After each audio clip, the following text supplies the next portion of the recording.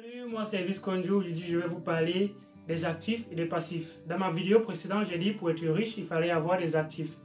Les gens m'ont demandé c'est quoi un actif et c'est quoi aussi un passif. Comment est-ce qu'on peut reconnaître un actif et comment est-ce qu'on reconnaît un passif? Dans notre vie quotidienne, comment on fait pour savoir qu'on a dépensé dans un actif ou dans un passif? Et bien, si toi tu es curieux de savoir cela, reste jusqu'à la fin, partage la vidéo pour permettre aussi à d'autres personnes de pouvoir bénéficier de ces connaissances-là, de ces informations qui, moi, je suis convaincu, vont pouvoir changer la vie de bien plusieurs et de dépenser consciemment. Parce que quand tu ne sais pas dans quoi est-ce que tu dépenses, tu es tout simplement en train de faire des dépenses qui ne sont pas conscientes. Et quand tu les fais de manière inconsciente, c'est très dangereux. Il faudrait être conscient à chaque fois du type de dépenses qu'on est en train de faire. Si on est en train de dépenser dans un actif ou bien on est en train de dépenser dans un passif. C'est quoi un actif? C'est quoi un passif? Allons dans le vif du sujet. Robert Kiyosaki, un très célèbre entrepreneur, investisseur, homme d'affaires, a dit « Un actif, c'est ce qui fait rentrer l'argent dans ta poche. Par contre, un passif, c'est ce qui fait sortir de l'argent de ta poche. » Donc, s'il y a quelque chose qui fait rentrer l'argent dans ta poche, alors cela, c'est un actif. Mais s'il y a quelque chose qui fait sortir de l'argent de ta poche, cela, c'est un passif.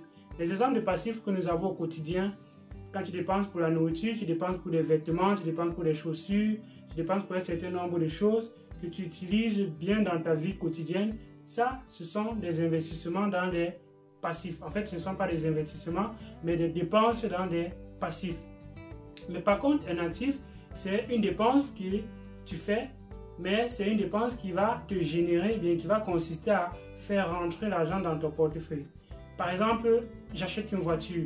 En fonction de l'utilisation de la voiture que j'en fais, ça peut être considéré comme un actif ou un passif. Si j'utilise la voiture pour mes déplacements et simples déplacements, alors j'ai acheté un passif.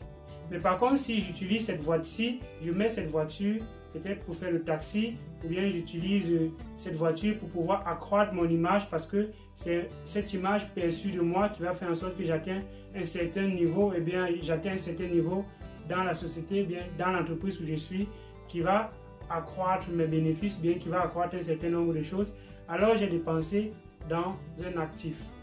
Et oui, la voiture, ça dépend de l'utilisation qu'on fait et ça peut être considéré comme un actif ou un passif. Quand j'achète une télévision, c'est clair que j'ai acheté un passif.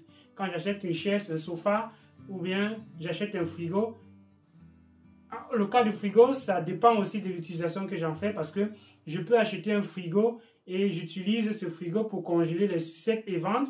Alors j'ai acheté un actif parce que ça contribue à ce que je puisse avoir je puisse avoir un projet ou bien que je puisse avoir un business qui fait rentrer l'argent dans ma poche. Donc on comprend clairement que la notion de passif et d'actif, c'est beaucoup plus l'utilisation qu'on fait de la dépense, bien de ce dans quoi on dépense. Si j'achète un terrain aujourd'hui, l'utilisation que j'en fais dira si j'ai acheté un actif ou un passif. Si j'achète un terrain pour me construire, me construire, là j'ai acheté un passif.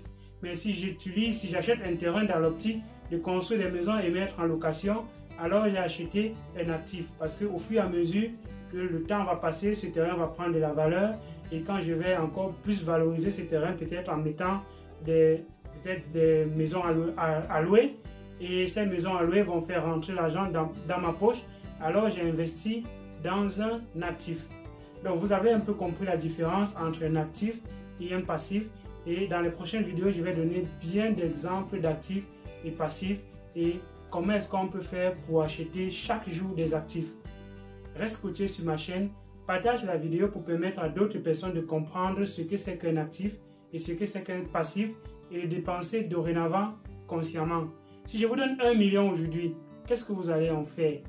Est-ce que vous allez acheter une télé ou bien une télé, un sofa, une table pour avoir une maison bien plus jolie? Ou bien vous allez acheter quelque chose qui va générer de l'argent pour vous permettre d'acheter le sofa, la télé et ces autres choses-là. La deuxième possibilité, c'est la possibilité des riches. Parce que les riches utilisent les revenus des actifs pour acheter des passifs.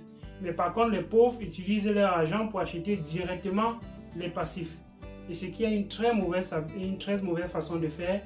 Et la meilleure façon de faire pour être riche à l'avenir, c'est d'investir dans les actifs, et les revenus des actifs sont utilisés pour acheter des passifs.